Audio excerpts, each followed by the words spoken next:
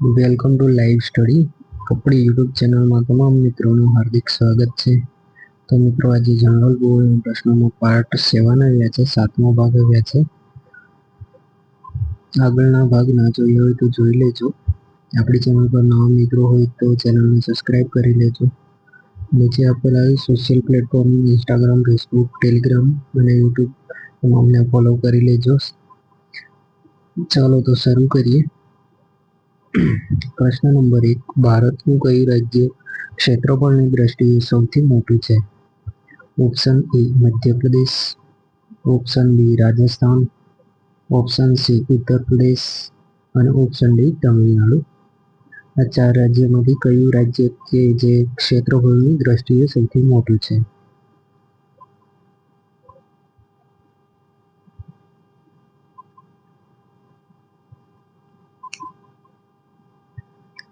પ્રશ્ન નંબર 1 નો જવાબ આવે છે ઓપ્શન બી રાજસ્થાન.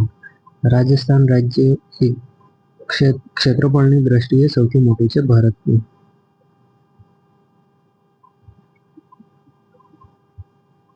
પ્રશ્ન નંબર 2. અરવલ્લી જિલ્લાનું મુખ્ય મથક કયું છે અને તે કઈ નદીના કિનારે આવેલ છે? અરવલ્લી જિલ્લાનું મુખ્ય મથક કયું છે અને તે કઈ નદીના કિનારે આવેલું છે? Option A Modasa Mazam. મોડાસા અને માઝમ નદી છે. ઓપ્શન બી બાયડ હાથમતી નદી. ઓપ્શન સી મોડાસા હાથમતી નદી. Option D Bayad Mazam. અરવલ્લી જિલ્લાનું મુખ્ય મથક કયું છે અને કઈ નદી કિનારે આવેલું છે?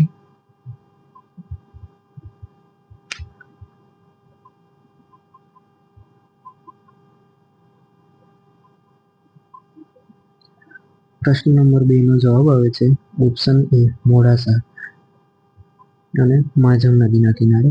અરવલ્લી જિલ્લાનું મુખ્ય મથક મોડાસા છે અને તે માઝમ નદીના કિનારે આવેલું છે. પ્રશ્ન નંબર 3. ગુજરાતમાંથી નીકળતી અને ગુજરાતમાં જ સમાઈ જતી સૌથી મોટી નદીનું નામ જણાવો. ઓપ્શન એ ભોગવો નદી. ઓપ્શન બી બનાસ નદી. ઓપ્શન સી મચ્છુ નદી અને ઓપ્શન ડી છે ભાદર નદી. આ 4 નદીમાંથી કઈ એવી નદી છે કે જે ગુજરાતમાંથી પસાર થાય છે અને ગુજરાતમાં જ સમાઈ જાય છે? એટલે ગુજરાતમાં જ નીકળી અને ગુજરાતમાં જ સમાઈ જાય છે. તો એ કઈ નદી છે?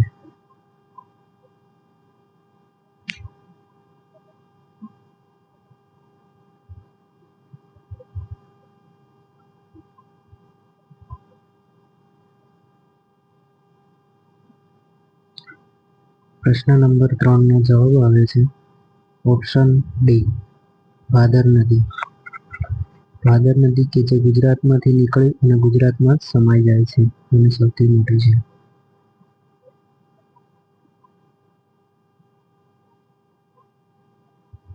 પ્રશ્ન નંબર 4.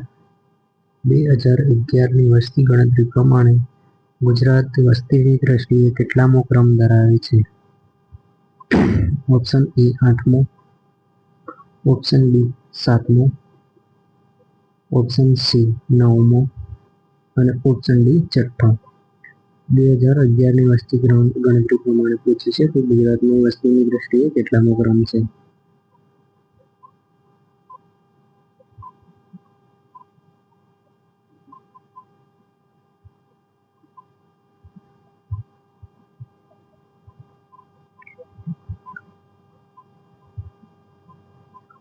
પ્રશ્ન નંબર 4 નો જવાબ આવે છે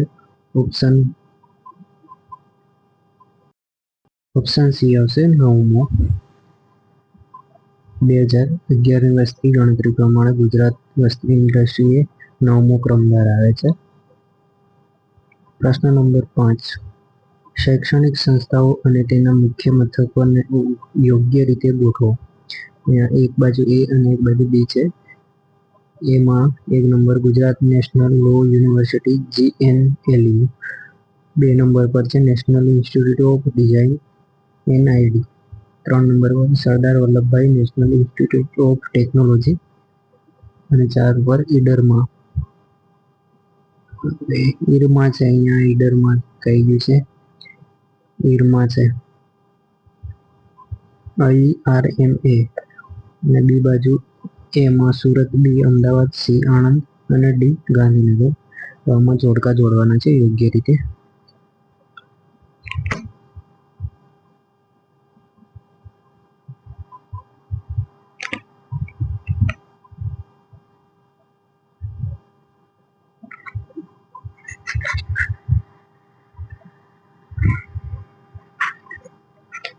ચલો પ્રશ્ન નંબર 5 નો જવાબ આવે છે ઓપ્શન એ.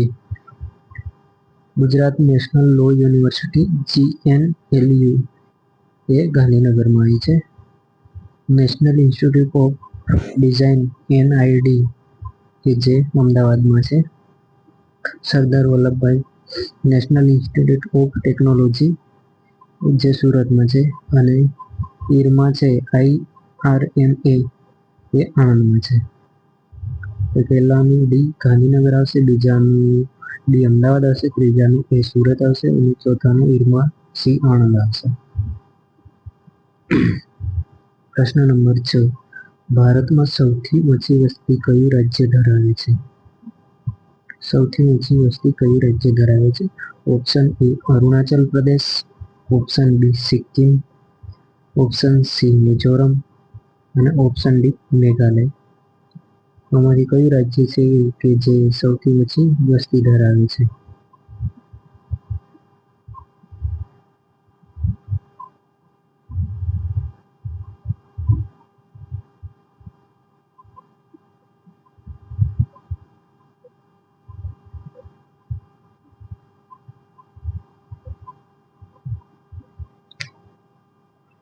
પ્રશ્ન નંબર 6 નો જવાબ આવે છે ઓપ્શન બી સિક્કિમ રાજ્ય.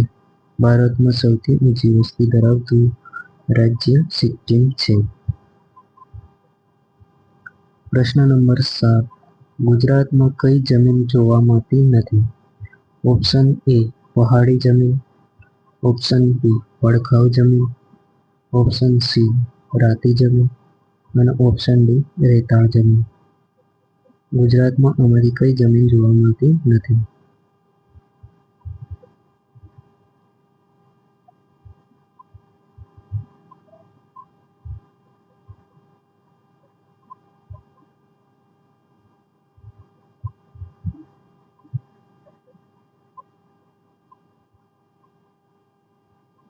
પ્રશ્ન નંબર 7 નો જવાબ આવે છે ઓપ્શન સી રાતી જમીન.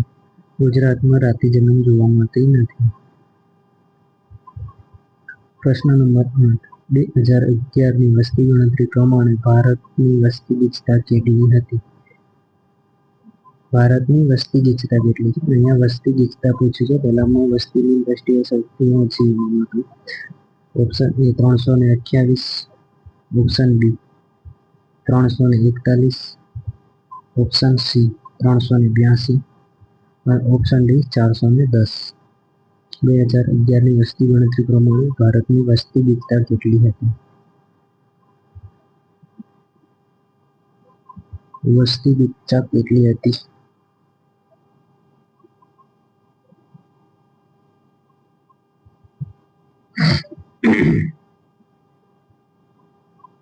પ્રશ્ન નંબર 8 નો જવાબ આવે છે ઓપ્શન સી 382.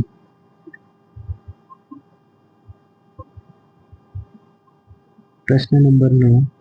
120 સેમીથી વધુ વરસાદ ધરાવતા વિસ્તારમાં કયા જંગલો જોવા મળે છે? ઓપ્શન એ મેંગ્રોવ જંગલો, ઓપ્શન બી સૂકા પાનખર જંગલો, ઓપ્શન સી જાડી ઝાકરાવાળા જંગલો અને ઓપ્શન ડી ભેજવાળા પાનખર જંગલો. જ્યાં 120 સેમીથી વધુ વરસાદ પડે છે તેવા વિસ્તારમાં કેવા પ્રકારના જંગલો જોવા મળે છે?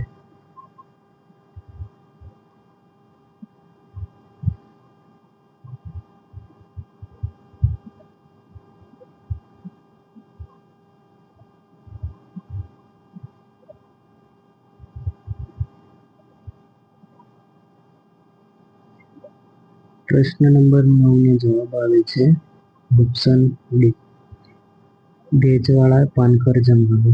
જ્યાં 120 સેમીથી વધુ વરસાદ થાય તેવા વિસ્તારમાં ભેજવાળા પાનખર જંગલો જોવા મળતા હોય છે. પ્રશ્ન નંબર 10. કયા રાજ્યમાંથી કર્કવૃત અને 82.5 પૂર્વ રેખાંશ બંને પસાર થાય છે? Option A Madhya Pradesh Odisha, option B Madhya Pradesh Andhra Pradesh, option C Madhya Pradesh Uttar Pradesh અને ઓપ્શન ડી મધ્યપ્રદેશ છત્તીસગઢ. કયા રાજ્યમાંથી કર્કવૃત અને 82.5 પૂર્વ રેખાંશ બંને પસાર થાય છે?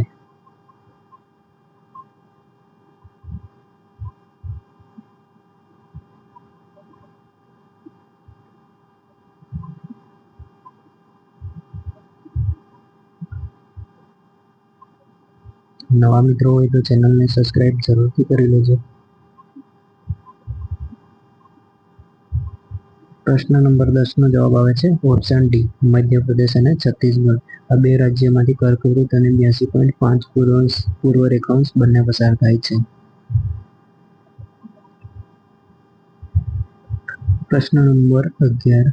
અમદાવાદથી બરોડા એક્સપ્રેસ હાઈવેને કયું નામ અપાયું છે? Option A Sayajirao Gaekwad express highway, option B Ravishankar Maharaj express highway, option C Sardar Patel express highway, option D Mahatma Gandhi express highway. અમદાવાદથી બરોડા એક્સપ્રેસ હાઈવેને કયું નામ અપાયું છે?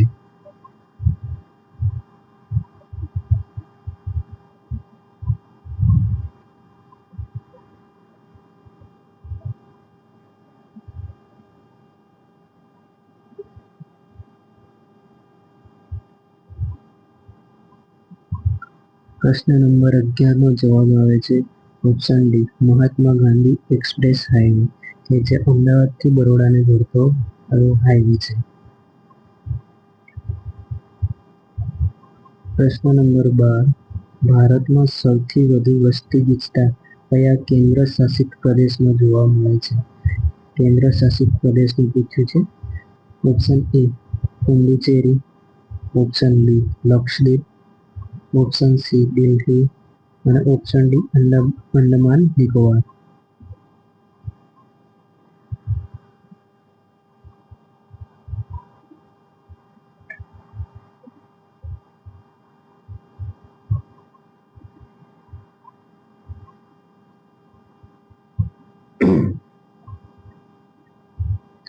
ચલો તો પ્રશ્ન નંબર 12 નો જવાબ આવે છે ઓપ્શન સી દિલ્હી.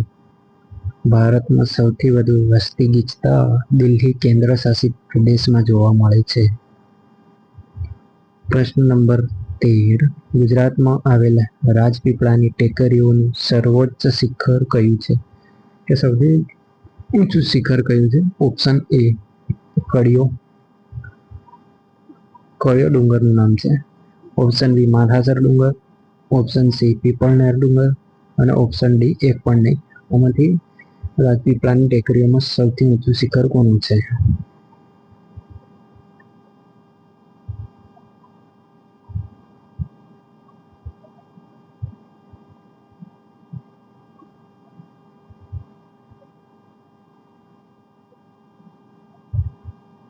પ્રશ્ન નંબર 13 નો જવાબ આવે છે ઓપ્શન બી માથાસર, કે જે ગુજરાતમાં આવેલ રાજપીપળાની ટેકરીઓનું સૌથી સર્વોચ્ચ શિખર છે. પ્રશ્ન નંબર 14. 2011ની વસ્તી ગણતરી પ્રમાણે સૌથી ઊંચી વસ્તી ગીચતા કયું રાજ્ય ધરાવે છે? સૌથી ઊંચી વસ્તી ગીચતા પૂછી છે આમાં. Option A Sikkim, option B Tripura, option C Arunachal Pradesh અને ઓપ્શન ડી મણિપુર. ભારતમાં સૌથી ઊંચી વસ્તી ગીચતા ધરાવતું રાજ્ય કયું છે 2011ની વસ્તી ગણતરી પ્રમાણે?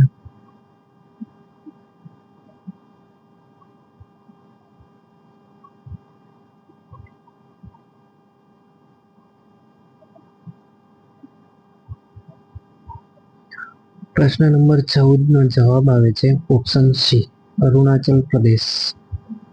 અરુણાચલ પ્રદેશમાં સૌથી ઊંચી વસ્તી ગીચતા છે. પ્રશ્ન નંબર 15. ગુજરાતમાં કેટલા જિલ્લાના આંતરરાજ્ય સરહદ અને દરિયા કિનારો ધરાવે છે?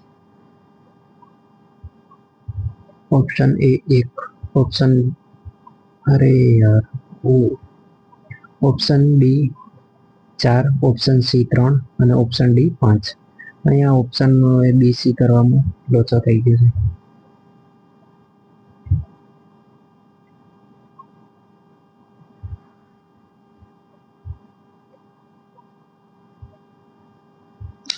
ચલો, પ્રશ્ન નંબર 15 નો જવાબ આવે છે ઓપ્શન બી 3.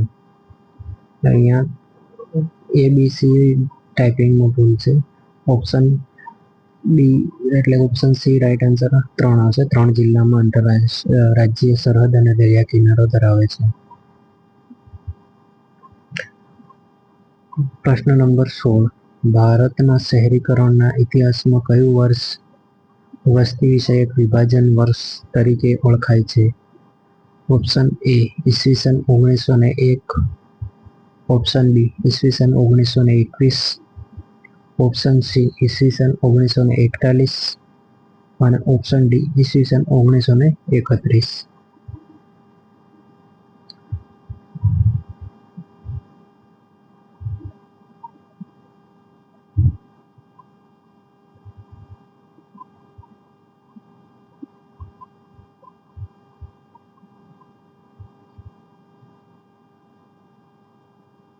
પ્રશ્ન નંબર 16 નો જવાબ આવે છે ઓપ્શન બી ઈસવીસન 1921.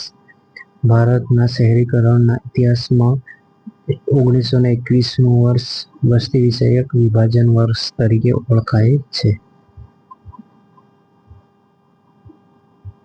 પ્રશ્ન નંબર 17. કચ્છની કઈ પર્વતધાર જળ વિભાજક તરીકે વર્તે છે? ઓપ્શન એ ઉત્તર ધાર, ઓપ્શન બી મધ્ય ધાર, ઓપ્શન સી દક્ષિણ ધાર અને ઓપ્શન ડી એક પણ નહીં. કચ્છની કઈ પર્વતધાર કે જે જળ વિભાજક તરીકે વર્તે છે, મતલબ જળ વિભાગનું કામ કરે છે.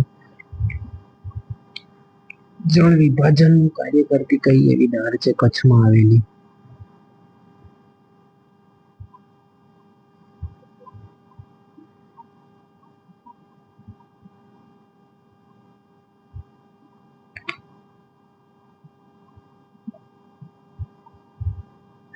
પ્રશ્ન નંબર 17 નો જવાબ આવે છે ઓપ્શન બી મધ્યધાર.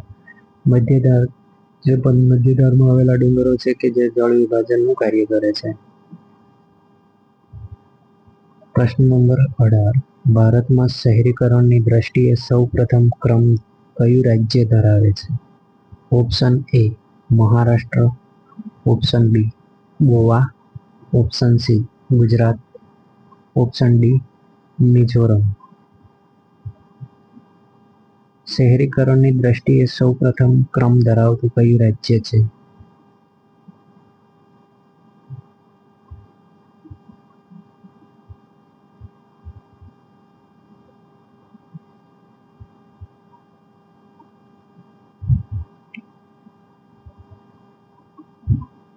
ચલો, પ્રશ્ન નંબર 18 નો જવાબ આવે છે ઓપ્શન બી ગોવા.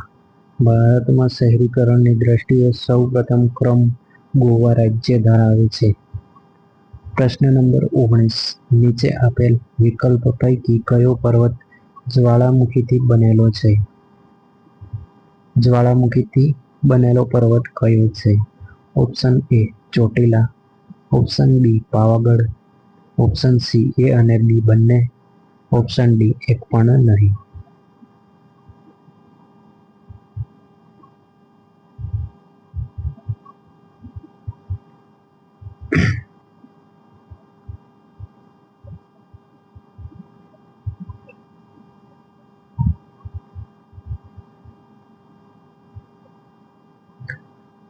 પ્રશ્ન નંબર 19 નો જવાબ આવે છે ઓપ્શન સી એ અને બી બંને. ચોટીલા અને પાવાગઢ બંને જ્વાળામુખીથી બનેલા પર્વતો છે. પ્રશ્ન નંબર 20. ભારતમાં કયા રાજ્યમાં સૌથી વધુ શહેરી વસ્તી આવેલી છે? Option A Tamil Nadu, option B Maharashtra, option C Gujarat, option D Karnataka.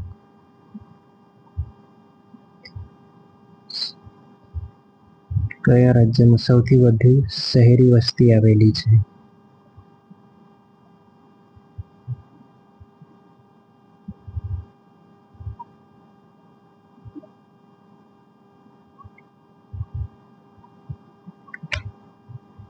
પ્રશ્ન નંબર 20 નો જવાબ આવે છે ઓપ્શન બી મહારાષ્ટ્ર.